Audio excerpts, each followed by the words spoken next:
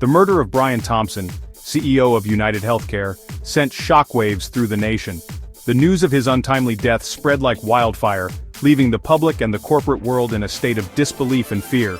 Thompson, a titan of the healthcare industry, was found dead in his opulent Manhattan penthouse. The luxurious setting of his demise only added to the macabre fascination surrounding the case. The investigation quickly took a bizarre turn, as detectives uncovered layers of complexity that hinted at a deeper, more sinister plot. Police identified a person of interest, luigiman gione, a 26-year-old data engineer. His arrest sent ripples through his community, as friends and colleagues struggled to reconcile the charges with the man they knew. Mangione, an Ivy League graduate, seemed an unlikely suspect. His academic achievements and professional demeanor painted a picture of success and promise. Yet a digital trail led investigators to a disturbing discovery, a 4-star Goodreads review penned by Mangione, praising the manifesto of the Unabomber. This revelation cast a dark shadow over his seemingly pristine image. The case ignited a firestorm of controversy. Media outlets and social networks buzzed with speculation and debate as the public grappled with the shocking details. Was Mangione a harmless eccentric with questionable taste in literature? Or was there something more to his fascination with radical ideas? Or did his online activity hint at something more sinister, a dark fascination that spilled over into the real world?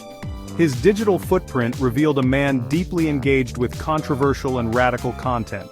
The answers, as with most things, were far from simple. The investigation was a labyrinth of clues and contradictions, each twist leading to more questions than answers. The investigation dug deep into Mangione's life. Detectives pored over his personal belongings, interviewed those who knew him, and searched his home for any clues that might shed light on his motives. They unearthed a young man grappling with chronic pain, his promising future clouded by physical suffering. This aspect of his life added another layer of complexity to the case. His online presence painted a picture of intellectual curiosity, but also a growing interest in radical ideologies. His interactions on various forums revealed a mind both brilliant and troubled. Mangione's Goodreads account, a window into his mind, revealed a man drawn to the fringes of thought. His reviews and reading list were a testament to his fascination with controversial and radical ideas. Thompson's murder, brutal and calculated, seemed at odds with the image of the brilliant but troubled young man. The sheer brutality of the crime left investigators and the public alike questioning the true nature of Mangione. The investigation was just beginning, but one thing was certain. This case was about more than just murder. It was a deep dive into the complexities of human nature and the dark intersections of technology and ideology. It was a collision of technology, ideology, and the dark side of human nature. The case of Brian Thompson's murder would challenge investigators to untangle a web of motives and influences that defied easy explanation.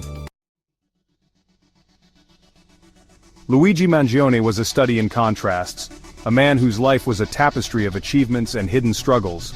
He excelled in the rarefied air of academia, where his intellect shone brightly. A valedictorian at his prestigious prep school, he was celebrated for his academic prowess and leadership. He was also a founder of a gaming club, showcasing his ability to blend intellectual pursuits with recreational interests. After graduating from an Ivy League university, his future seemed limitless, filled with promise and potential. He moved seamlessly into the world of high technology, a field that matched his analytical mind.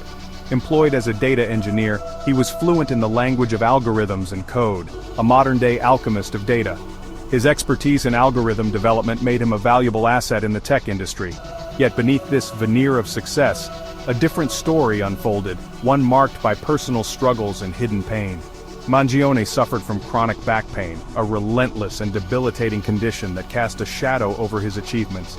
This constant companion of pain chipped away at his spirit, making each day a battle. The pain, relentless and debilitating, chipped away at his spirit, driving him to seek solace in other avenues. He turned to online communities seeking solace and understanding in forums dedicated to back pain sufferers. These digital spaces became his refuge, a place where he could connect with others who shared his struggles. It was in these forums that Mangione's worldview began to shift, influenced by the stories and experiences of others. He encountered others who felt marginalized, forgotten by a system that seemed indifferent to their suffering.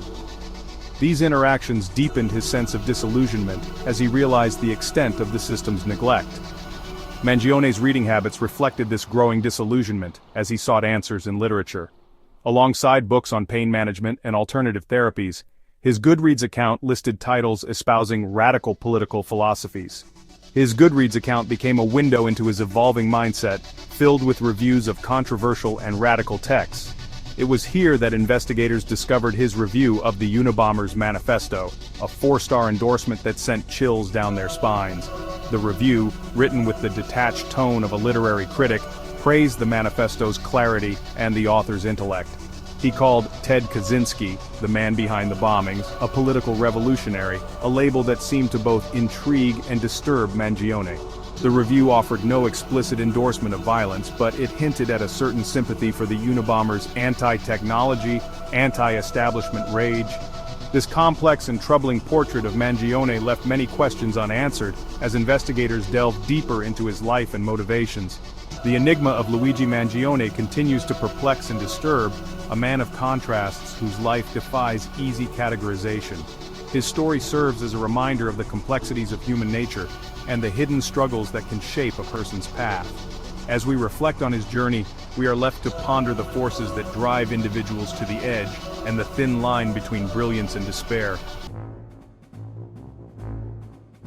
Ted Kaczynski, the Unabomber, was a figure both reviled and romanticized. His story is one of a brilliant mind twisted by a profound disillusionment with the modern world. A mathematics prodigy, he abandoned a promising academic career to live as a recluse in the Montana wilderness. This drastic shift from academia to isolation was driven by his growing disdain for the technological advancements he once embraced. Driven by a deep hatred for modern society, he waged a one-man war against technology, mailing bombs to universities and airlines. His targets were carefully chosen to represent what he saw as the evils of industrial civilization, a civilization he believed was on a path to self-destruction.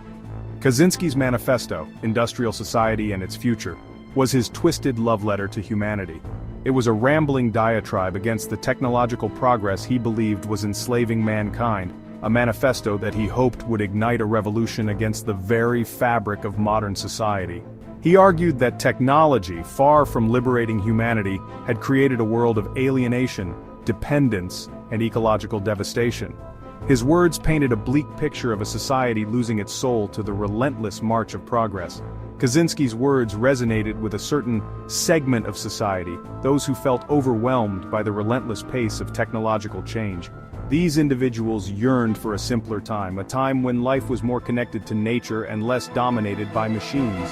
His critique of consumerism, environmental destruction, and the erosion of individual liberty struck a chord, particularly among those on the fringes, the disaffected and the disillusioned.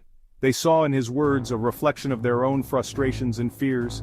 The manifesto's appeal lay in its seductive simplicity, its black and white worldview that offered easy answers to complex problems. It provided a clear enemy and a straightforward solution, a narrative that was compelling in its starkness.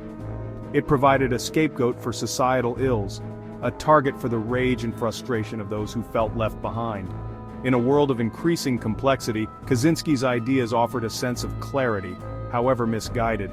Kaczynski's violence was reprehensible, but his ideas, however flawed, found fertile ground in the minds of those seeking to make sense of a world in constant flux. His story serves as a dark reminder of the power of ideas and the lengths to which some will go to see them realized. News of Mangione's Goodreads review ignited a firestorm of controversy. The media, hungry for a sensational story, seized upon the connection between the young data engineer and the infamous Unabomber. Mangione became an instant lightning rod, his life dissected in the court of public opinion. Opinions on Mangione were sharply divided. Some saw him as a harmless eccentric, his literary tastes a reflection of his intellectual curiosity, rather than a sign of violent intent. They defended his right to engage with controversial ideas, arguing that reading about extremism did not make one an extremist. Others were less forgiving. They viewed Mangione's review as a red flag, a disturbing indication of a mind teetering on the edge of radicalization.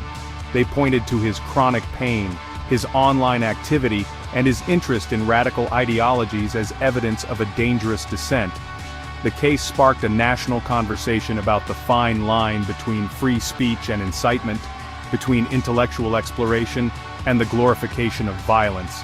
It exposed the challenges of navigating the digital age, where the darkest corners of the human psyche were just a click away. Alright, so here's the thing about free speech. It's like walking a tightrope. You see, on one side we have the freedom to express our thoughts, our ideas, and our beliefs without fear of censorship. But on the other side, there's the responsibility to ensure that our words don't harm others or incite violence. It's, a delicate balance. Navigating this tightrope requires a lot of care and consideration. It's not just about what we say, but also how we say it and the impact it might have. So in essence, free speech is a right, but it's also a responsibility. And well, that's the tightrope we all walk. In today's world, the internet has become a powerful tool for spreading ideas and beliefs. Unfortunately, it has also become a breeding ground for radicalization.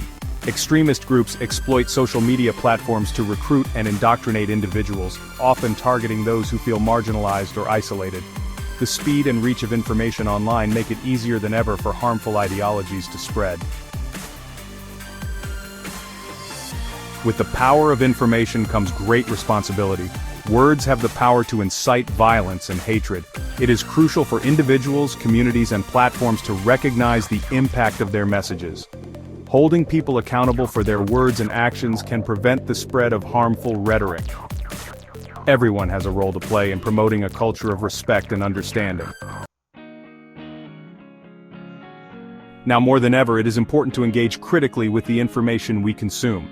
Question sources, seek out multiple perspectives, and be aware of biases. Education and media literacy are key to building a more informed and resilient society.